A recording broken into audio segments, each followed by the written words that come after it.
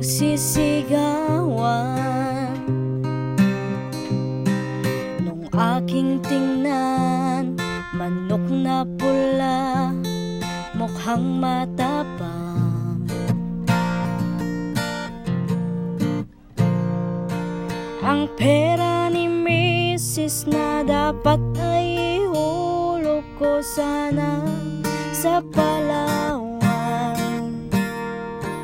Aking pinusta sa manok na pula, mukhang tatamayan. Nagsimula ang salpukan, manok na pula, biglang tinamaan. Nagewang-gewang sa isang iglap lang, ako'y kinabahan. Hindi nakatayo, patay na puruhan. Ang perang hulog sa Palawan, tinalo ko sa sabungan.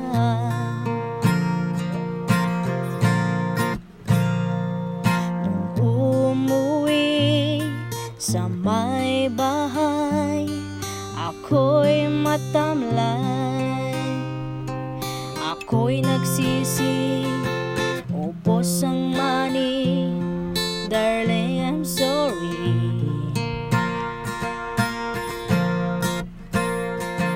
Ako'y hinuldap ng 3 lalaki doon banda sa may palengke.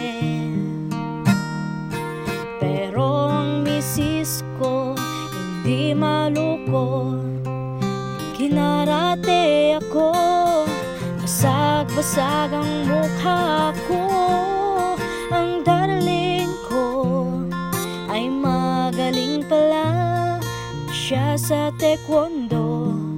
Lahat ng sipa niya ay sinapula ko. Dati rin pala siyang kampiyon sa Aikido. Sa sobrang galit ng misis ko, bali-bali mga buto ko. Ang perang dapat sa anak ko ay tinalo ko. Naakit ako ng gagong demonyo, kaya kinasti ko ako ng darling ko. Nang dahil sa sugal na pahamak ako. Kaya kayong mga sabungero, huwag mag-asawa ng kampiyon sa judo.